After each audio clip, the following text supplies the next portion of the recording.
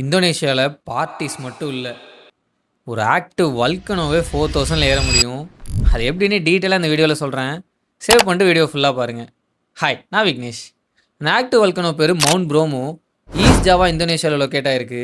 பாலிலேருந்து நான் எப்படி அங்க பட்ஜெட்டா போனேன்னு டீட்டெயிலா டிஸ்கிரிப்ஷன்ல குடுக்குறேன். செக் பண்ணிக்கோங்க. இந்த ட்ரெக்கிங்கும் நான் ஈஜின் பேக்பேக்கர்ஸ் ஹாஸ்டல் மூலியமா தான் பண்ணேன். அங்க லாஸ்ட்டா ஒரு சல்ஃபியூரிக் ஆசிட் ட்ரெக் ஒண்ணு பண்ணியிருப்பேன். அந்த வீடியோ பார்க்கலைன்னா லாஸ்ட் வீடியோல செக் பண்ணிட்டு வாங்க. இதுக்கு ஒரு ஆளுக்கு 750K ஐடியாருன்னு சொல்லுவாங்க. பட் பார்கெயின் பண்ணி 700K முடிச்சிருங்க. அதில உங்களுக்கு car transport, jeep right, stay and breakfast எல்லாமே இன்க்ளூடட்.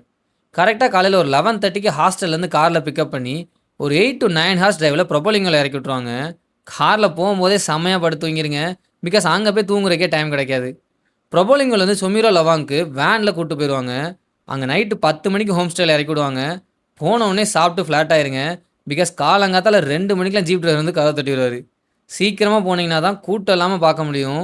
கரெக்ட்டா உங்கள டைகர் ஹில் வியூ பாயிண்ட்க்கு முன்னாடியே இறக்கி விடுவாங்க. அங்கேருந்து அந்த வியூ பாயிண்ட்க்கு நடந்து தான் போணும். நார்மல் ரூட் யூஸ் பண்ணீங்கன்னா, கிரவுடா இருக்க இடத்துக்கு போயிரும். பட் இந்த ஸ்பாட்டுக்கு போணும்னா கைடு எடுத்தா மட்டும் தான் முடியும். அதுக்கு 50K 100Kன்னு சொல்லுவாங்க. பட் நாங்க பார்கெயின் பண்ணி 50Kக்கே முடிச்சோம். அவரோட கான்டாக்ட் டீடெயில்ஸுமே நான் டிஸ்கிரிப்ஷன்ல குடுக்குறேன். யூஸ் பண்ணிக்கோங்க. கரெக்ட்டா 5:30 மணிக்கு கோல்டன் கலர் சன்ரைஸ்ல அந்த ஆக்டிவ் வல்கனோ பார்க்குறதுக்கே செம்மையா இருக்கும். அண்ட் நான் அடிச்சு சொல்றேன், உங்க லைஃப்லயே one of the best sunrise ஸ்பாட்டா இருக்கும். அத பார்த்துட்டு சீக்கிரம் ஜீப்புக்கு வந்துருங்க. பிகாஸ் இப்ப தூரத்துலருந்து பார்த்த வல்கனோ மேல ஏறணும். உங்கள அந்த வல்கனோக்கு முன்னாடியே இறக்கி விட்டுருவாங்க. பிகாஸ் ஆஃப் பிளாக் சன்னால. அங்க போய் பார்த்தா ஏதோ கேம் ஆஃப் த்ரோன்ஸ் சீரிஸ்ல இறக்கி விட்ட மாரியே தான் இருக்கும். ஒரு 500 to 800 மீட்டர்ஸ் நடந்து போணும். அப்பதான் அந்த வல்கனோ ஏற முடியும். மேல ஏறி அந்த ஆக்டிவ் வல்கனோவ கிட்ட இருந்து பார்க்குற அந்த ஃபீலே தனி. கண்டிப்பா மிஸ் பண்ணிறாதீங்க.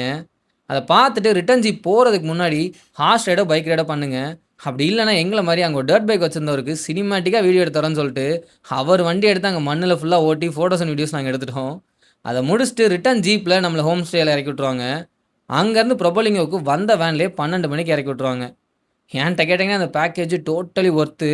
இந்த மாரி தரமான பிளேஸஸ் எல்லாமே அப்கமிங் வீடியோஸ்ல வருது இந்தோனேஷியால இருக்கிறது. அத மிஸ் பண்ணாம இருக்க என்ன ஒரு ஃபாலோ மட்டும் பண்ணி வச்சுக்கோங்க.